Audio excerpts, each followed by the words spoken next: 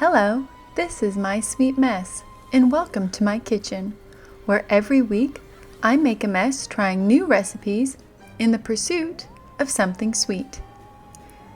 This week I am excited to try a new-to-me recipe for Frankenstein Halloween Rice Krispie Treats from Claire at The Simple Sweet Life, and I'll leave the original recipe link in the show notes below. I'm excited to make these Rice Krispie Treats with a fun Halloween twist.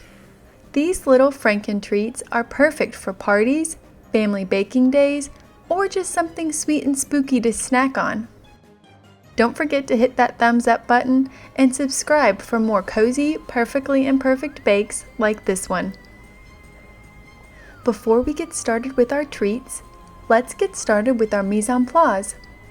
Mise en place is a French term which translates to putting in place or everything in its place. It is the process of preparing your ingredients and tools before you get started baking. Mise en place is really helpful in this recipe because timing is important.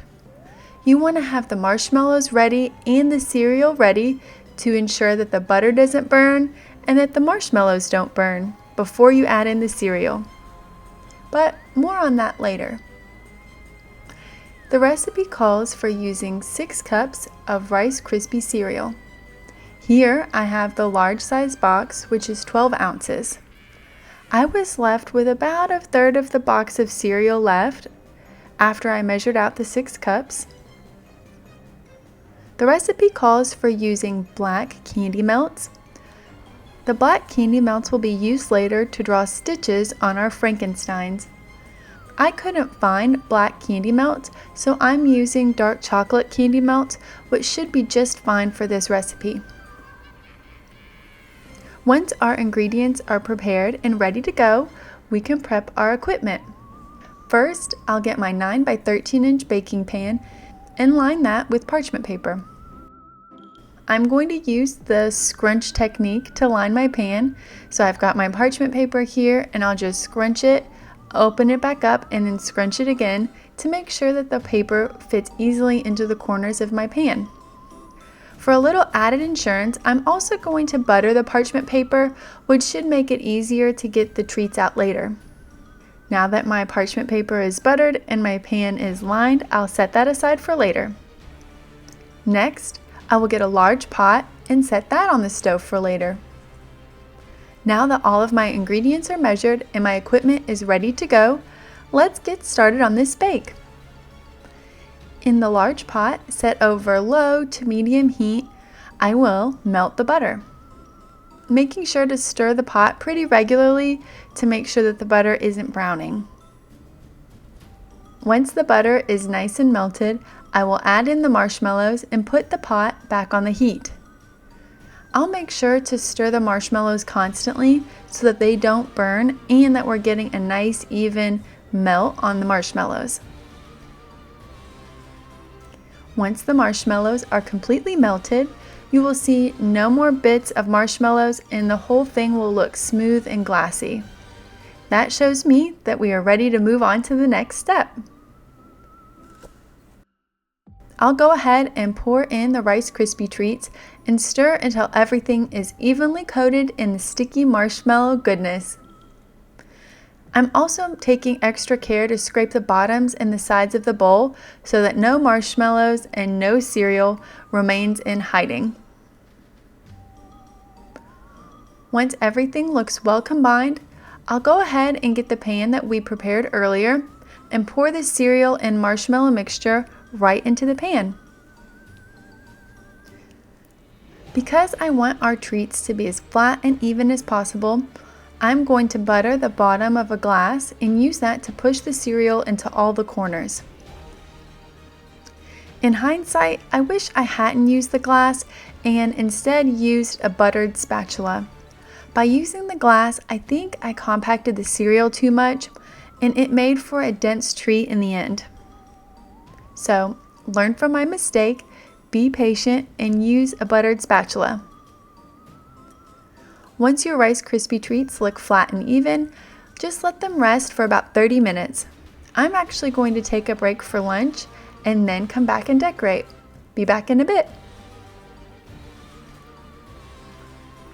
And I'm back. It's been a little over an hour, so these guys are nice and cooled. I've got a cutting board and a sharp kitchen knife, so we are ready to cut the treats. Using the parchment paper handles, I'll lift the Rice Krispie Treats out of the pan. Now I'll cut these guys into rectangles. I did a few different sizes, and you can too. I'd like to say I did it on purpose for variety, but it's because I didn't use my kitchen ruler and measure them out very well. So I'm going to call this accidentally on purpose and move on. Now that these are cut, let's prep the candy melts. At first, I thought I could use a modified double boiler by heating water in a glass bowl and setting the candy melts over the glass bowl and let that steam melt the candy, but that didn't work. So to the microwave. In 30-second intervals, I will microwave the wafers until they are completely melted. I made sure to stir the candy melts in between each 30-second interval, and it took me about 3 turns before all the green candy melts were melted. If your candy melts are looking a little thick, add about a teaspoon of vegetable shortening and that should smooth it right out. With my candy melts ready to go, I'm just going to set up a little station for myself.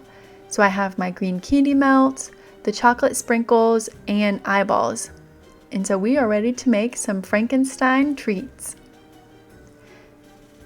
At first, I tried to dunk the Rice Krispie Treats into the green, but in the end, I found that spooning the green candy melts over the Rice Krispie Treats worked much better.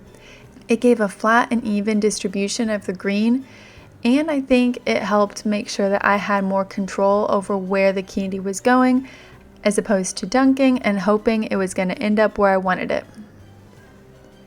I would also go ahead and add the vegetable shortening, even if your candy melts look okay.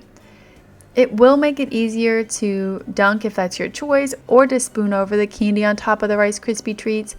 I was having trouble, especially as I got to the later treats and that chocolate started to solidify a little bit, and I think the vegetable shortening would have helped.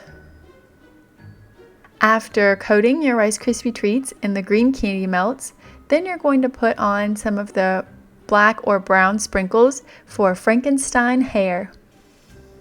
Finally, we'll add 2 eyeballs, and just like that, you have a Frankenstein Rice Krispie Treat. I'm going to set these back on the cutting board while the chocolate sets up. I really like how these are coming out. I love that the green doesn't cover the entire Rice Krispie Treat so that you can still see the cereal, and on a personal note, it makes it much easier to hold as I'm decorating.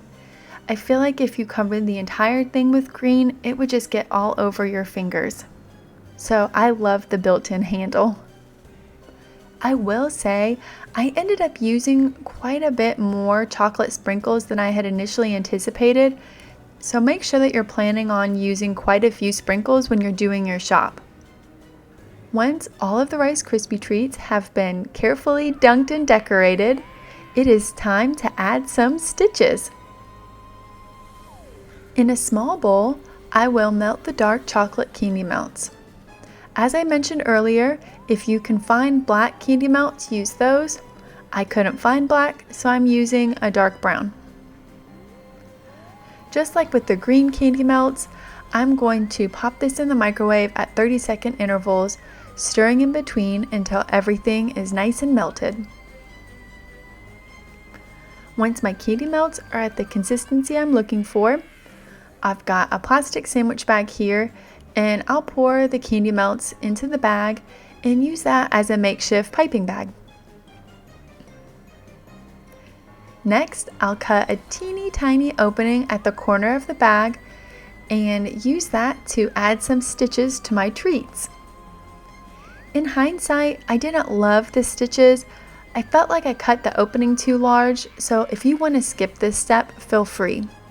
I think they're fun if you like them, but I just didn't love them as much as I liked the plain Frankenstein face. Once all of my Frankensteins are finished with their stitches, I'll let these set up for about 30 minutes or so, or until the chocolate is fully set on the Rice Krispie Treats, and then it's time to serve. It's been about 30 minutes or so, and look how cute these are. I love the eyeballs and the hair. I think they're so fun. And now for the taste test, and these are really, really good. I love a homemade from scratch Rice Krispie treat, and these are definitely fitting the bill. I think these little Frankensteins are so cute. They would be a great project to make with your kids, or just something fun to bring to a Halloween party. If you liked this video, please like and subscribe, and let me know in the comments what treat I should make next. Thank you so much for being with me here today. And remember, trying new things is messy, but the end result can be pretty sweet. Have a great rest of your day. Bye now.